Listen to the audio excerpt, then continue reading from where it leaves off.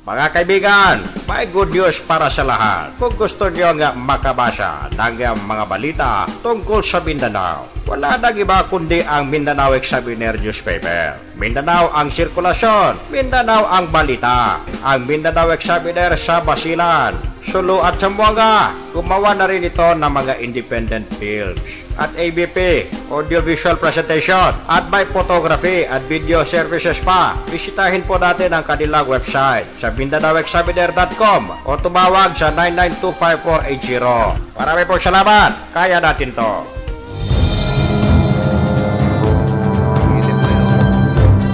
Yuhuu!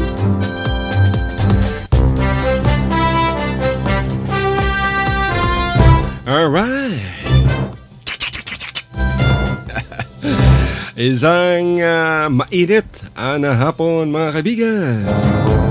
Welcome sa inyong programa. Inyong programa ang Radyo Mindanao, the best. Dito lamang sa DXXX Radio Philippines Network. Sa Zamboanga City, tawag niyong bang lingkod, ang chismoso intrigero. Alazinto, good afternoon. Mayong hello, howdy. Mayong gabadbag man siya no mura makakuan sa Dulonggan. Anyway, hello, howdy. Mayong hapon kaninyon tanan mga kaigsunan.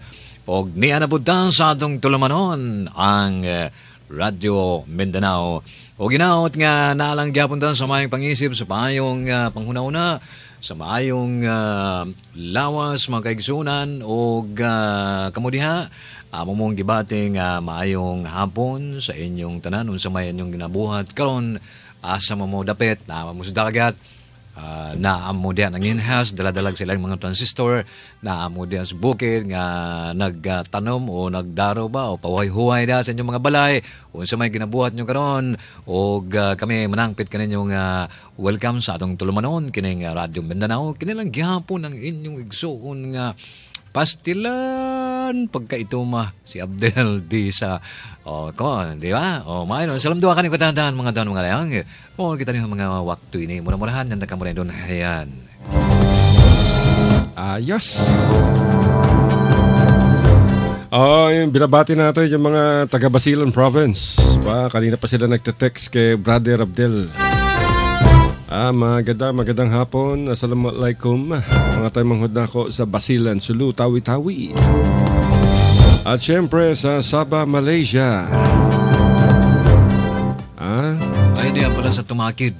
Naminaw din sa Tumakid kay Makalingaw daw. Sa man to Tumakid? Lamitan na siya. Lamitan, Makalingaw daw ka? Nakikinig sa atin ngayon si Al-Amin. Yung representative ng Mindanao Examiner dyan sa Basilan Province. At syempre, sa Zamboanga, Sibugay. Ang Zamboanga del Norte ug Zamboanga del Sur. Pagadian, marami nakikinig sa atin dyan. Sa Central Mindanao, sa Cotabato Province, Maguindanao. Yung Cotabato Province sa North Cotabato yan mga kaibigan. Sa Takurong, Sultan Kudarat, Kidapawan, Coronadal, Surala. Marami nakikinig sa atin dyan. Pampaba. At sa General Santos, umaabot tayo dyan sa Davao Region, sa Central Samal area. May mga nakikinig sa atin dyan sa Blue Jazz at sa Ilay Resort. Yung text sa atin kanina. Good afternoon sir, dito po to sa Ilay Resort. At nakikinig kami kanina kay Kuya Bert.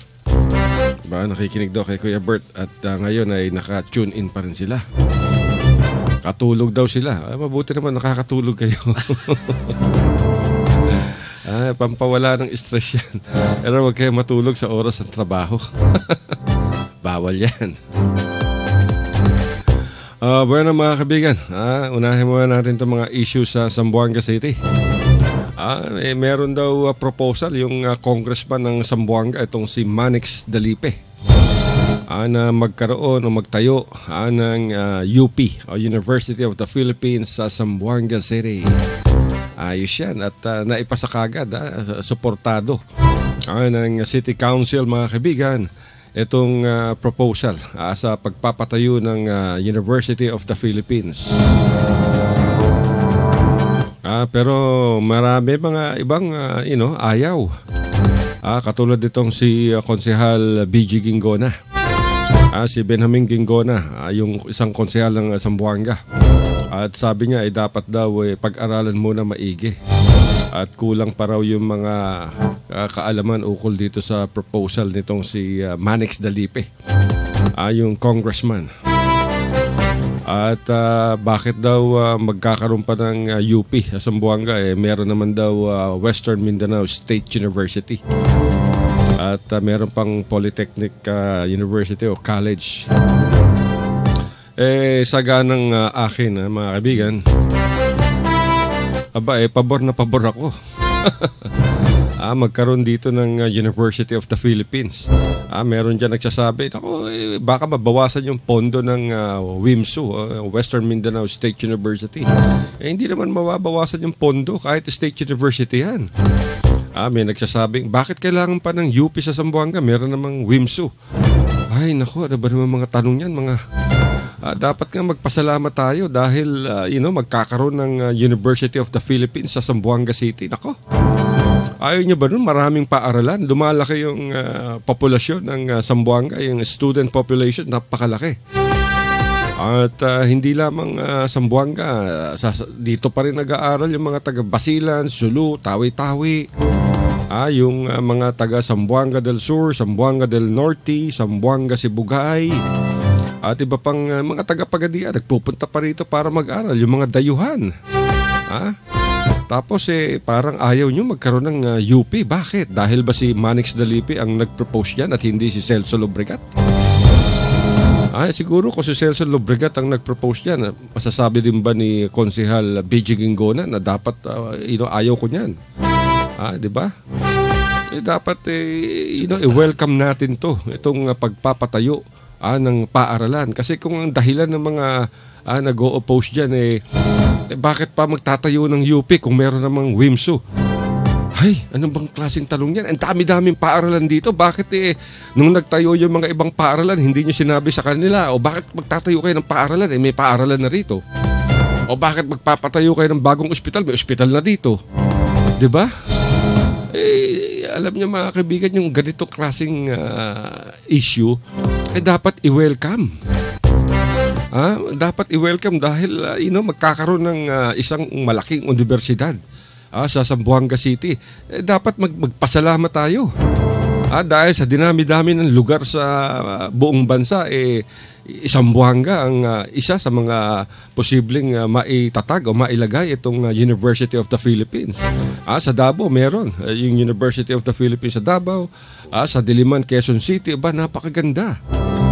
Hindi yung marami tayong kung ano-ano. Meron pa nagtatanong dyan, bakit walang mga public consultation yung City Council nung inaprubahan ng mga konsehal itong proposal ni Congressman Manix Dalipe. Okay naman tayo doon sa public consultation, pero bakit kailangan pa magkaroon ng public consultation? Pabor na pabor sa Zamboanga yan. Hindi naman mababawasan yung budget ng WIMSU kasi may allocated budget yan every year. Lahat ng mga state universities may kanya-kanyang budget yan. Siguro ang dapat gawin ng pamunuan ng WIMSU, i-improve yung teaching condition, ibigyan ng mga seminar sa mga guro, at ayusin itong loob ng Western Mindanao State University. Ayusin yung labas ng paaralan ng universidad. Yan ang napakagandang balita niyan, itong pag-proposal na magkaroon ng University of the Philippines sa Zamboanga. Hindi na dapat pagtalunan yan sabihin pa bakit hindi kayo nag-public consultation yung mga konsehal? Hindi naman na dapat erase yan, di ba? Yan din ang nire-raise itong si Konsehal Gingona. Wala daw consultation. Ang tanong ko dito, bakit? Nung pumasok ba yung SRPI, nagkaroon ba kayo ng public consultation bago ninyo inaprubahan ng inyong suporta sa pagpapatayo ng isang dirty coal-fired power plant sa Talisayan? Ayan ang mga tanong, di ba mga kaibigan?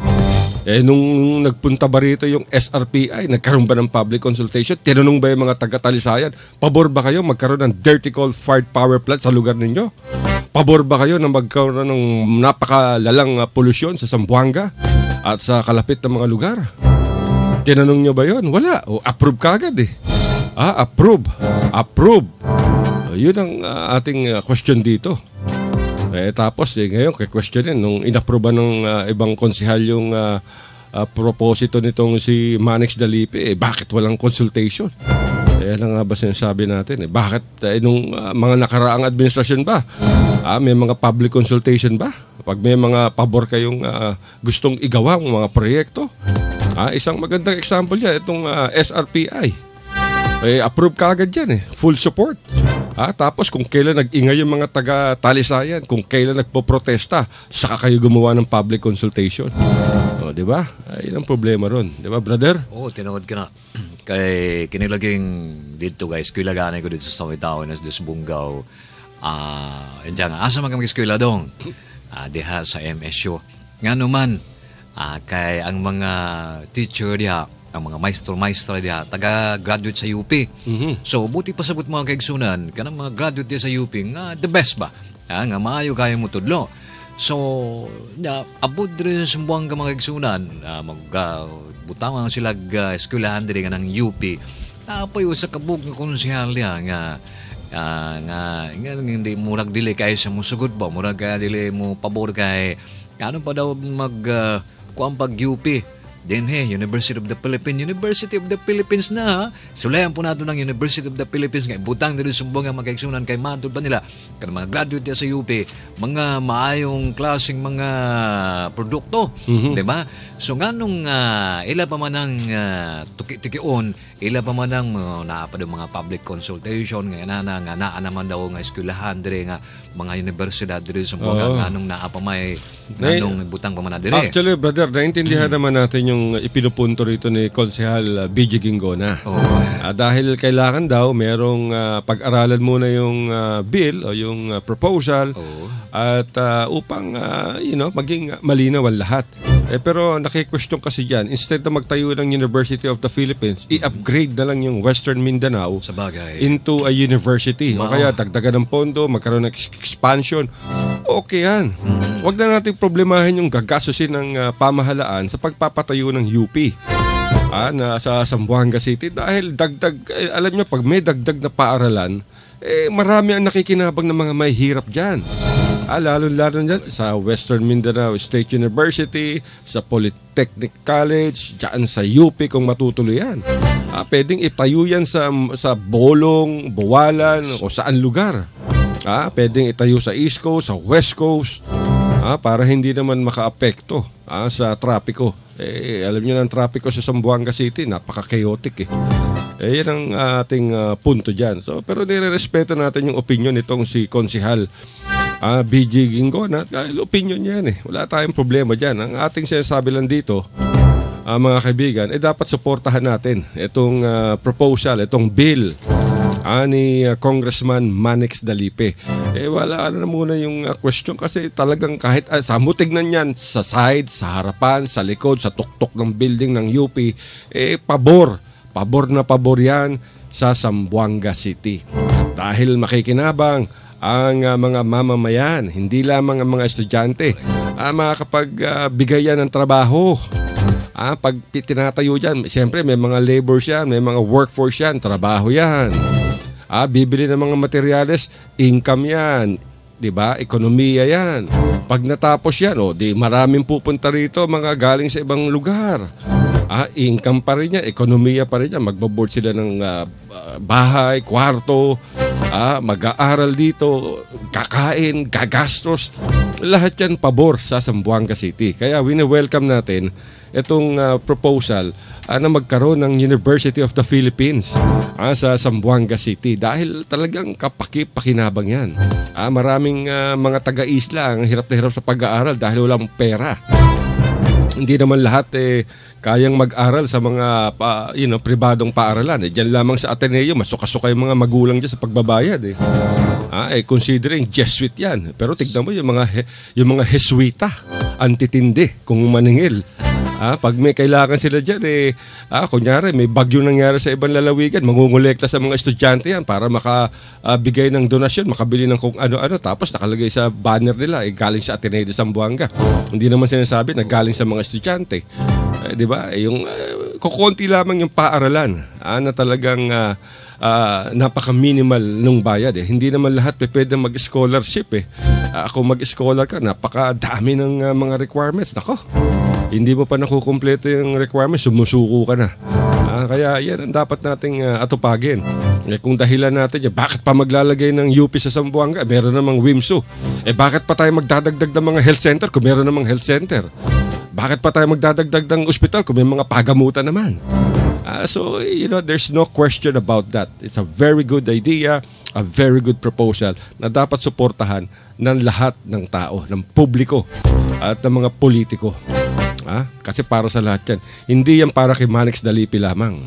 Tanggalin natin yung issue ng politika dito sa isyong ito. Kasi kung ang nag-propose yan, kunyari lang, si Celso Lobregat, isang congressman.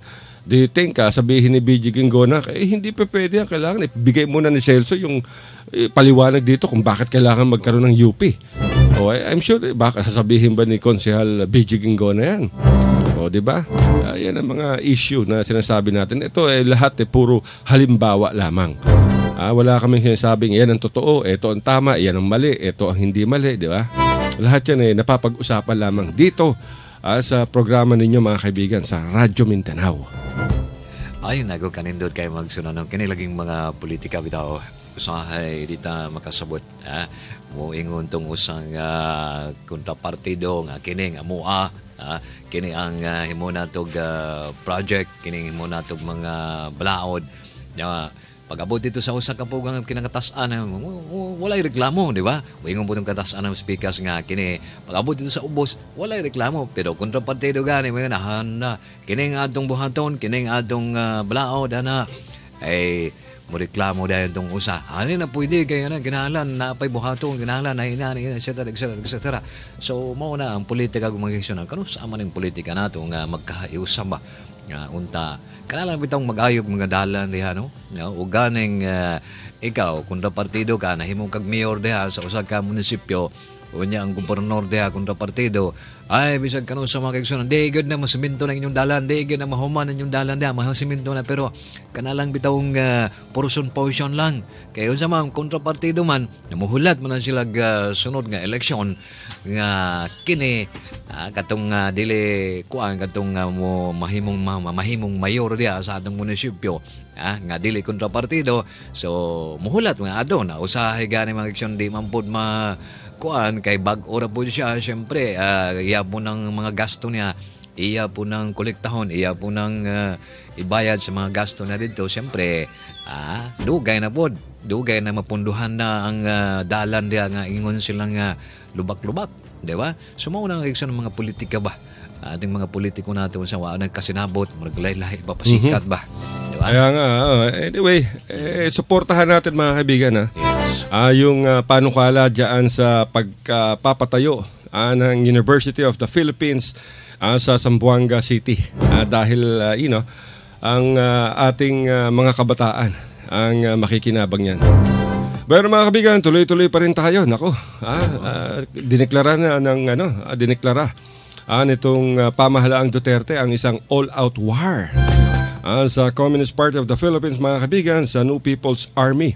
At kahapon ay ibinasura na ng Malacanang ang itong Jasig.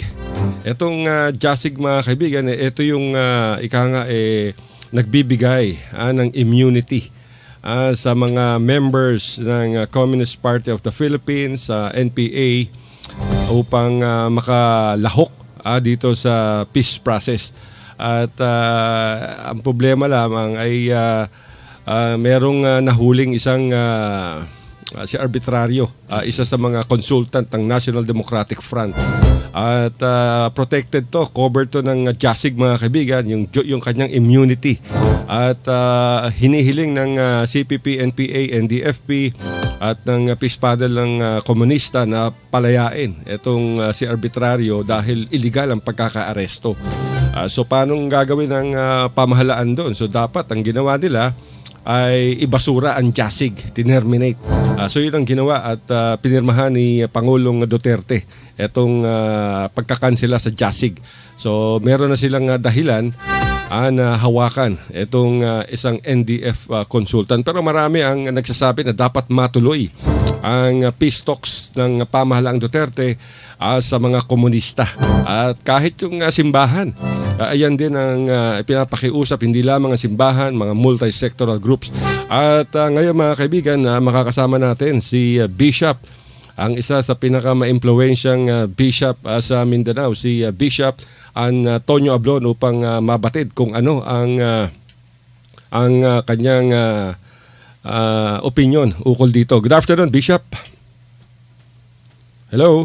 Good afternoon sa mga nakikinig sa iyong programa. Oy, Bishop, magandang hapon. Kasama natin si Brother Abdel dito pa rin sa Radyo Mindanao, sa Radio Philippines Network Zamboanga. Bishop, kailangan namin ng iyong opinion. Ano ba ang tindig ng simbahan, ang katayuan ng simbahan ukol dito sa suspension ng Jasig sa all-out war na dineklara ng pamahalaan Duterte?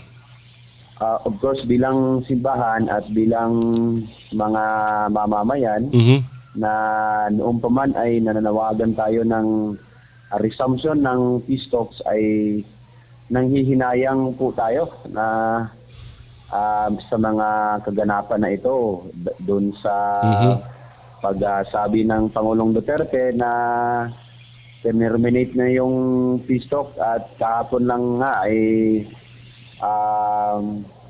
nagpadala na ng formal na liham si Secretary Jesus Doresa doon sa kanilang counterpart sa NDFP na they are terminating the Joint Agreement on Security and Immunity Guarantee, na siyang nagpapasiguro na yung mga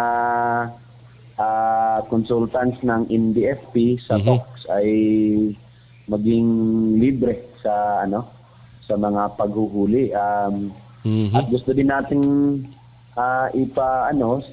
ipaliwanag sa publiko na hindi kaagad-agad yun dapat epektibo Pagka sinulatan sila ngayon, sa pagkaalam ko, parang 30 days pa yata after May 30 days ka. Mag-take effect yung Jasig. Pero si Arbitrario na aresto na. So, sa Davao pa, Davao City pa. Nanginayang. Nanginayang tayo sa mga kaganapan na ito.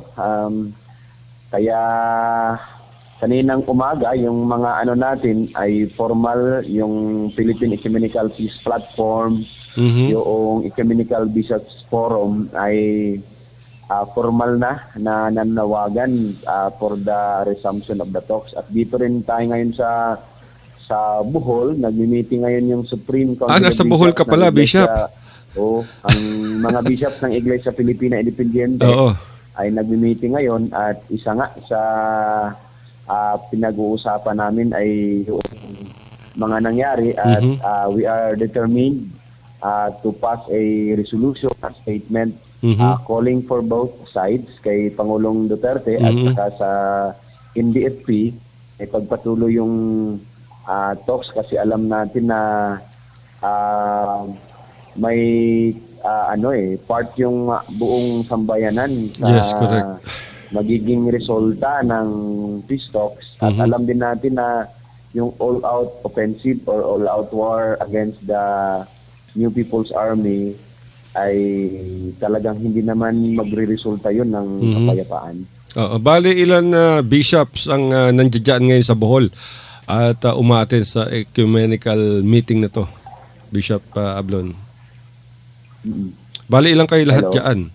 From different parts of Mindanao ba yan o buong Pilipinas? From the different parts of the Philippines, kasi buong Iglesia Filipina Independiente ito. Okay. Mga 35 kaming bishops andito ngayon para sa isang pagpupulong. At yun nga, magpalabas kami ngayon at naprobahan namin ngayon yung statement calling for the resumption of the talks. Siguro, Bishop, maaari mo kaming padalhan yan later today o kaya tomorrow upang ma-share naman natin sa ating mga kababayan. Opo. Alam nyo mga kaibigan, itong si Bishop Antonio Ablon, kabilang yan sa Archdiocese of Pagadian ba, Bishop? At, Oo, yung ating ay Diocese ng Pagadian City covering Lanao del Norte, Zamboanga del Sur, Zamboanga Sibugay. Bahagi din yung Zamboanga City. Okay. So ano ang ikinakabahala ngayon ng mga bishop tungkol dito sa all-out war?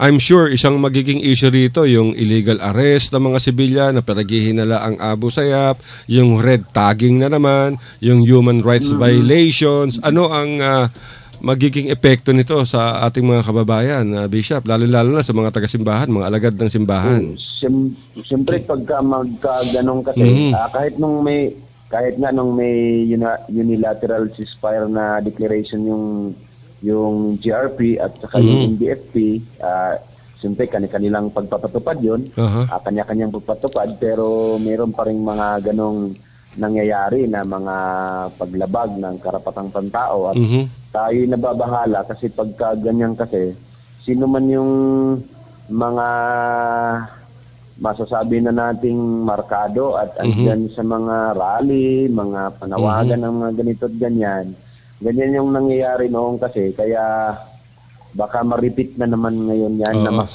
grabe karon murag dahil sa karon murag open season na gyapon ng military, di ba? Ay sige lang man sila ka-operate, lang bayanihan gyapon. Oo, yung parang yung sinasabing uplan kalayaan na we still have to review, parang uplan bayanihan pa rin, parang ganun din yung nangyayari So kaya tayo nababahala sa mga ganyan. Marami kasi niyan. Halimbawa, kahapon nung address, yung leader, Secretary General ng isang tribal group doon sa Quezon, Bukidnon ay pinatay. Pero Bishop, merong balita dyan na ayon kay Arthur Tariman, na isang anti-communist advocate, mga NPA daw ang pumatay doon. Dalawang tribal leaders, magkaibang lugar. Yun ang problema ngayon kasi accusation, counter accusation. Kung ano man yung magiging akusasyon kasi, supposed to be, the president is not supposed to declare termination kaagad. Kasi yung peace process naman, meron sila mga mekanismo Halimbawa, sabihin nila yung nangyari halimbawa sa Malaybalay ba yun, yung tatlong army, dito rin yung mga sa Makilala, North Cotabato, yung bakbakan. Meron kasing joint monitoring committee at nung last na meeting nila sa Rome, nilagdaan nila na pakilusin na itong joint monitoring committee para monitor yung ceasefire halimbawa, may monitor yung pangyayari. Actually, may mekanismo dapat na yung peace talk. Kaya hindi kasagutan doon yung pag-terminate. Yung ang pinaghihinayan natin. Halimbawa, kung meron namang isang taong nag-akusa na NPA daw yung pumatay ng mga yon, kami naman sa simbahan at karapatan dahil yung kasing Tinduga, yung sa Quezon kasi, beneficiary kasi yun ng Mindanao Lumad Ministry ng IFI. At alam natin yung mga doon, kaagad may mga independent tayong pag-imbestiga initially. Ang mga tinutukoy parang parang doon sa yung nangangangkam ng lupa, parang doon pumunta yung investigasyon talaga? Yung motorsiklong ginamit, yung mga parang we have yet to release the initial fact-finding natin resulta na parang doon sa talaga? Yung nangangamkam ng lupa doon sa may Quezon. So pribado to, Bishop, pribadong grupo. Parang ganun yata yung nangyari. So, ang dyan, parang nasa gobyerno naman, nakaposisyon naman ngayon yung sa gobyerno, yung parang kalaban ng tribal group na doon sa Tinduga, doon sa Quezon. Kaya, Alam. ano pa man, dapat Mhm. ma-resume yung peace talks para harapin nila, Oo. usapan nila, joint silang mag-imbestiga doon sa ano. Yun sana yung mekanismo na hinantay nating mapakilos sa dalawang panig. Sinuportahan naman ito ng Norwegian government. Kaso lang, nabigla tayo ng mga declarations ng Pangulo. Oo nga kasi siyempre tinerminate din ng NPA yung kanilang unilateral ceasefire. Di ba? Parang nag-domino effect na. Alam mo, si Pangulong Duterte, ma-pride din yan. Kaya, kung ganito gusto nyo, war, di ba? Gera. Kaya Pero lang, yun nga yung... ang kawawa dito yung sibilyan. Yung sibilyan. Tsaka, yun yung pinangangambahan natin noong pa man. Kaya sinasabi natin, dapat tayo mapagmatsyag, hindi tayo maging happy na nag-talk na sila. Kasi, andyan kasi yung spoilers. Correct. Yung parang may parang may trend na nung 'di ba nang ni-pronounce ni Duterte nung inaugural speech niya na unilateral ceasefire, nangyari ngayon yung sa Davao, ano ba yon, na inatake raw ng NPA, pero iba naman yung explanation ng NPA. Ngayon yung makilala na naman, parang alam nila paano galitin si si Pangulong Duterte. Kaya ang masakit pa nito, sabi ni Pangulong Duterte, ako nasa communist kaliwa ako. Ako leader nila. Tapos eto naging problema. Meron din siya sinabi one time, ako sosyalista ako. Hindi ako komunista. Sosyalista, komunista. Nako, merong clashes of ideas sa mga yan. Di ba? Nakakalito na nga yung mga pronouncement din ng Pangulo. Di ba, happy tayo nung last interview natin na yun, magkakapitot na dahil may opening yung gobyerno through the new president. Pero kami naman sa simbahan, alam naman natin maraming roadblocks talaga sa peace talks, at isa na nga itong nangyari ngayon, yung mga pagpapahayag ng presidente very recently. Pero we are still hopeful na within the week or the next week or sa mga araw pang darating maging bukas uli yung communication. Tama. Sana may mga back channelings na ngayon, next week or para of course magkaroon ng maibalik yung talk. Meron pa bang tiwala yung mga negotiating panel ng CPP-NPA kay Secretary Jesus Doresa being the chairman ng GRP Peace Panel, or kailangan magkaroon ng reconstitution, magkaroon ng reorganization sa panel ng pamahalaan o sa panel ng CPP-NDF dahil hindi nila nakita yung sudden pagbawi, termination ng NPA sa unilateral truce. Ito nag-trigger. Meron bang failure on both sides ng peace panels, Bishop, sa tingin mo? Ang claim naman kasi ng NPA, parang pineke daw ng militar yung kanilang yung declaration ng GRP, na parang sinasabing ginagamit din lang ng militar para makapasok sa area nila yung ceasefire law enforcement operations usually ginagamit nila diyan. Yung sinasabi nila law enforcement operation, pero sabi naman ng teritoryo na namin to at pag-usapan natin na mayroon kami nito Parang gano'n yung sinasabi. Kaya para bang sinabing teritoryo namin, hayaan na sana kami na parang gano'n. Pero sa mga panelist naman ng GRP at ng NDFP, marami dito kasi mga veterans na sa pag-uusap. Halimbawa, si Belio, wala tayong question dun sa kanyang kaya lang wala silang Bishop, wala silang representative mula sa LUMAD, mula sa Indigenous Peoples Group, mula sa mga simbahan. Wala Sila lang mga politiko.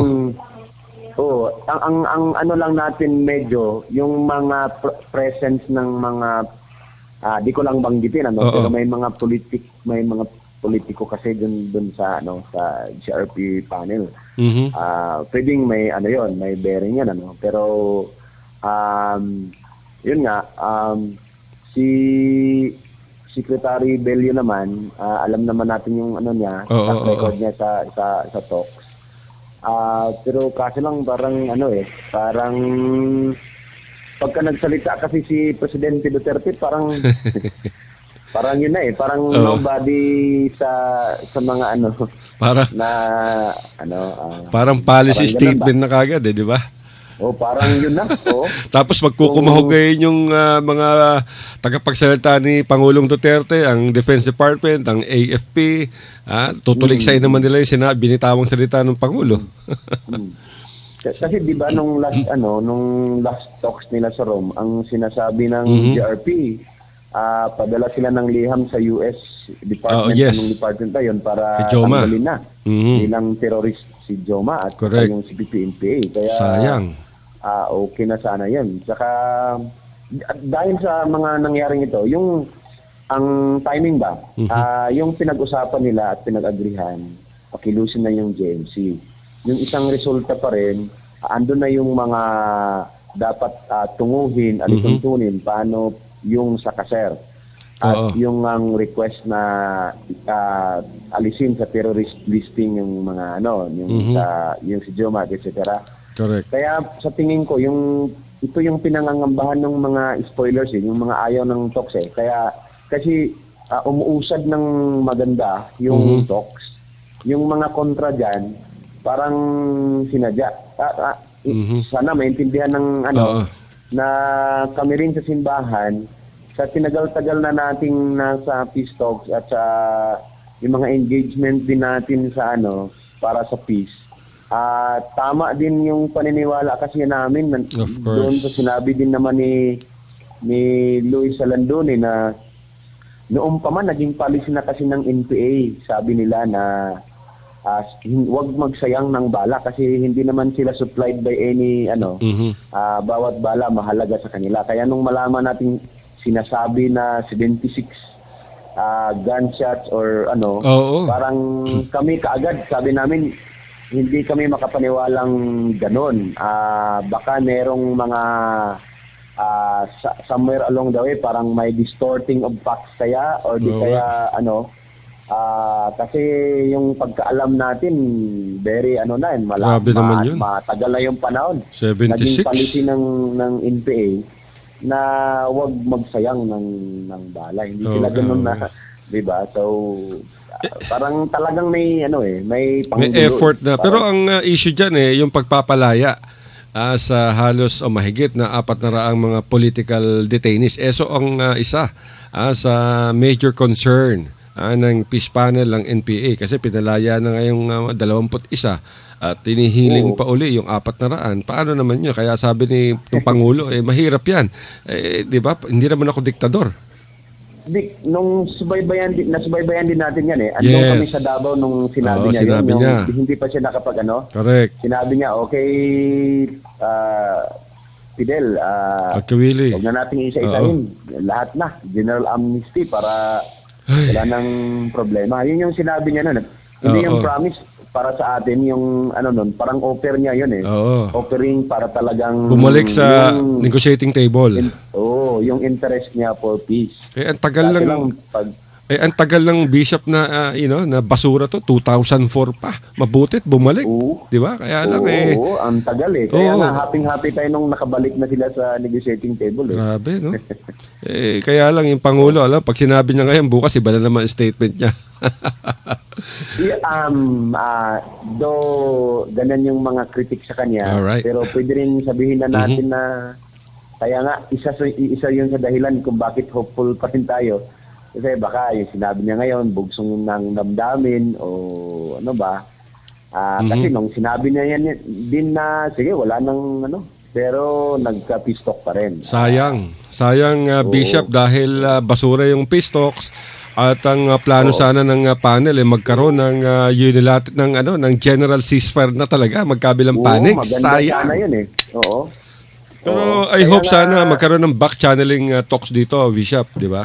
yan ang mga hopes natin sa ngayon, Al. Sayang sana yung mga open pa rin yung communications ng bawat panig, bagamat merong ganong formal declaration ng President.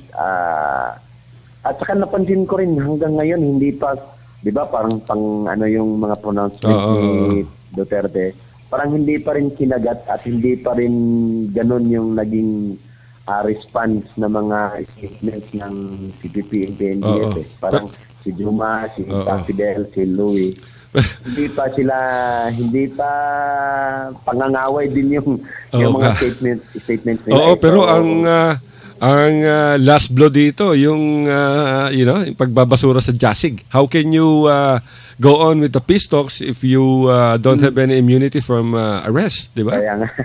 Sayang. Kaya nananawagan na tayo ngayon ng resume peace talks para para tingin kay Pangulong Duterte na yung mamamayan ay is pushing for the continuation of the peace talks, yes. Peace talks. Kasi parang meron ng magandang Anyway, Bishop, pwede ba akong makaamot pa ng mga ilang minuto sa iyo? Alam ko namang isa ka sa mga advocate ng environment. Itong pagsasara sa 23 mga malalaking kumpanya ng mga mining firms. At ano ang katayuan ng simbahan dito? Ang alam ko yung advocacy ninyo ay talagang para sa kalikasan. Worthy of applause yung ginawa ni Secretary Ginan noong pa man. Sinabi natin, di ba? Yeah. Na itong mga hakbang ni Gina Lopez ng DNR ay sana mas ma-level up pa, at yun na nga last week yata yung sa Caraga parang halos lahat na meron pa sana tayong hindi ko yung pangalan ng isang mining company doon na sa Caraga kasama, pero para sa atin parang we welcome the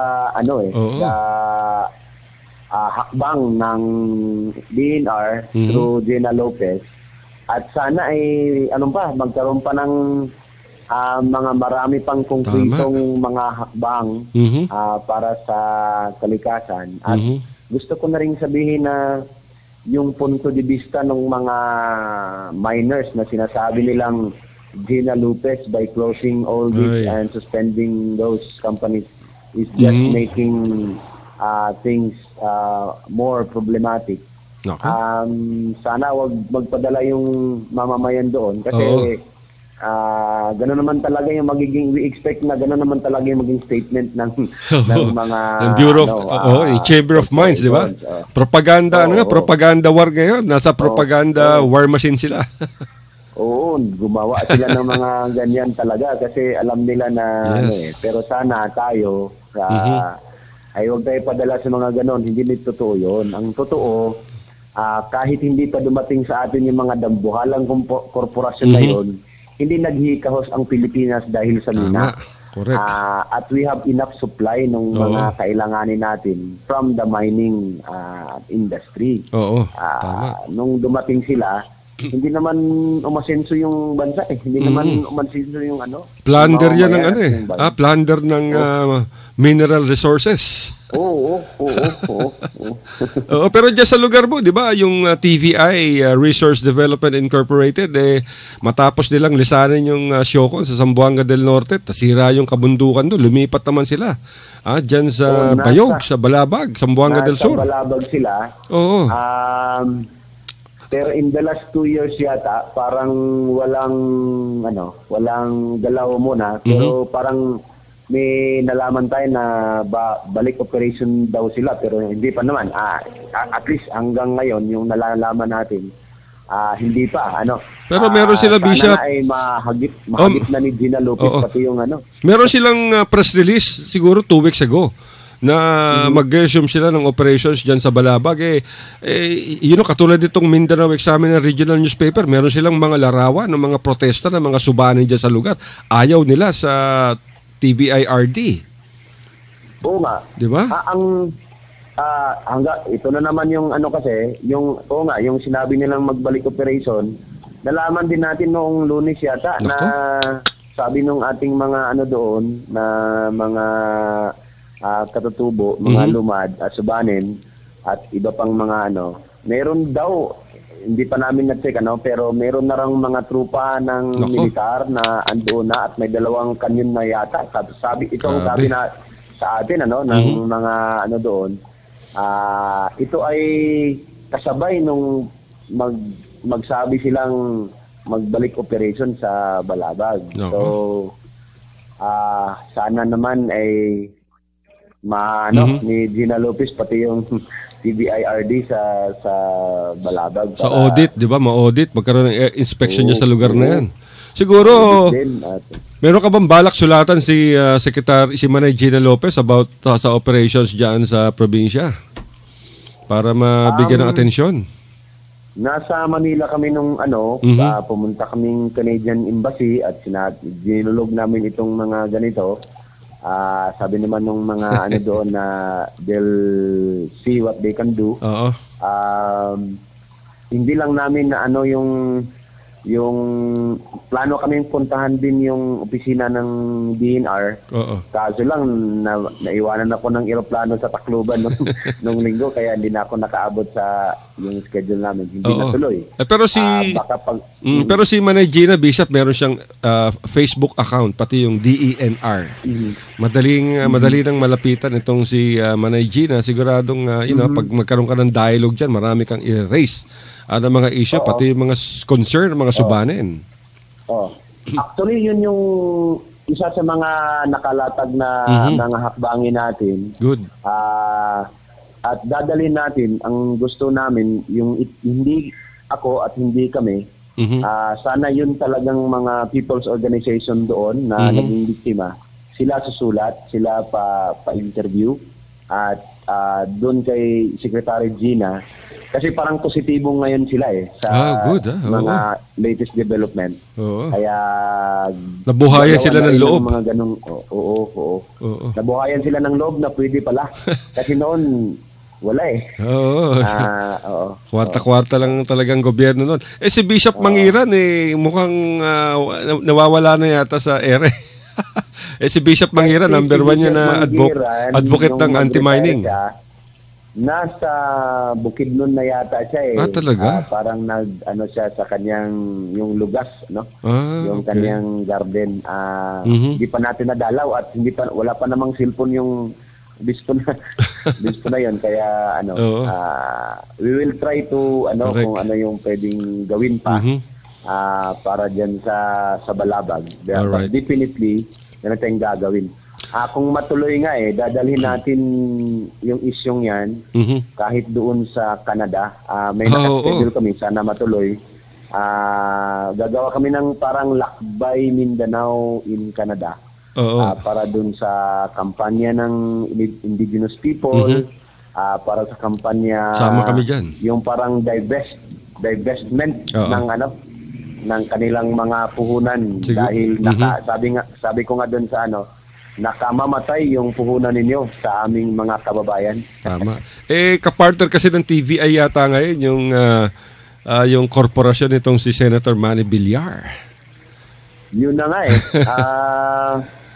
nung nalaman natin yun. Meron pa silang nickel mining operation somewhere in Caraga. Oo, parang kasama din yata sa Agata? Sila, yung kanilang nickel, sana nga masilip ni Gina Lopez itong sa Bayog, itong sa TBI. Sana maimbitahan. Parang 60+% yata yung pag-aari ng yung stocks ng mga bilyag dyan sana maimbitahan niyo yung mga mambabata sa Canada na sumama sa inyo at magtungo dyan sa mga lugar na yan dahil ang alam ko yung TVIRD takot sa mga Canadian lawmakers lalo na pag ang issue mining. Kung maalala natin, noong 2014, yung Philippine Learning Tour, 11 Canadian people composed of church people, parang may indigenous din at iba pang mga yung naging kasama natin at napuntahan natin yung Balabag site talaga. Pagkatapos dun yun na nga, yung balita sa atin, hindi na nga nag-operate. pero marami namang mga human rights violations na nangyari. Yun yung medyo problem. Yun din yung kinakatakutan kasi ng mga tao pagka may mga fact-finding missions na ganyan, ang parang nire-risbakan sila sa mga kaya ang dami. Meron pa nga hanggang ngayon andun pa sa Laguna yata or saan ba yun na na hindi pa nakabalik pero ngayon with Manay Gina Lopez at the helm of the DANR dapat na silang mapanatag ang kanilang kalooban. And then nandiyan pa si Bishop Ablon, di ba? Gagawin natin yung mga iba pang hakbangin natin, kasama nga doon yung pagsangguni sa opisina ni Manay Gina.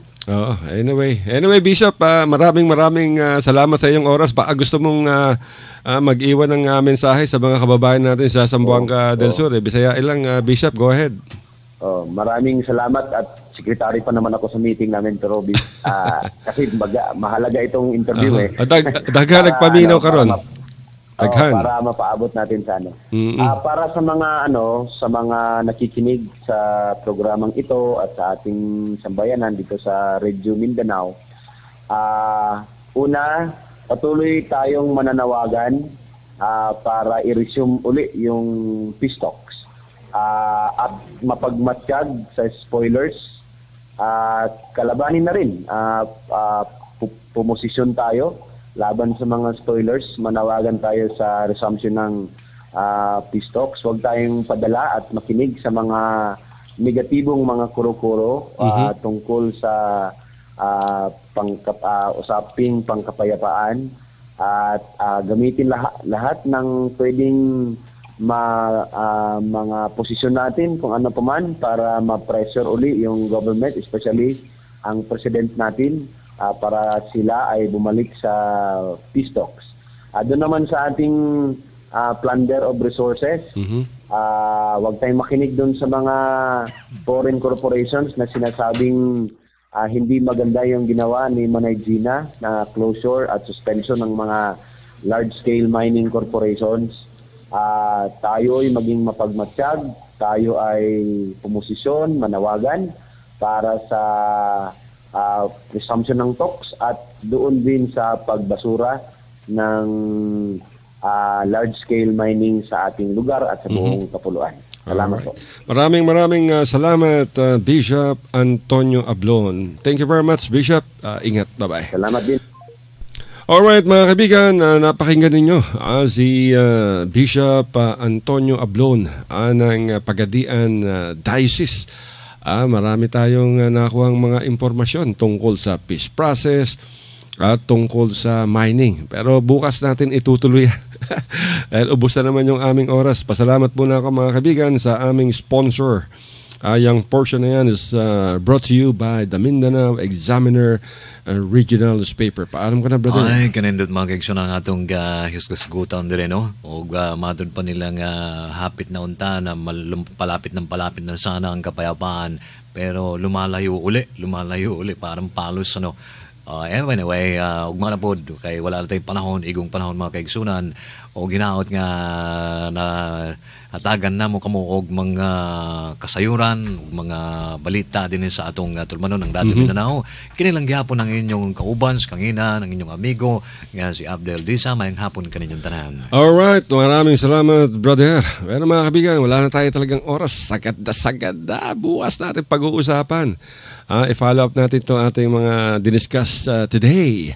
Bueno, ito po ang inyong balingkod. Halasinto nagsasabing isang napaka-init na hapon sa ating lahat. At huwag nyo kalilimutang uminom ng tubig at para hindi kayo ma-dehydrate. Hanggang bukas, I love you, Mama. Chup-chup.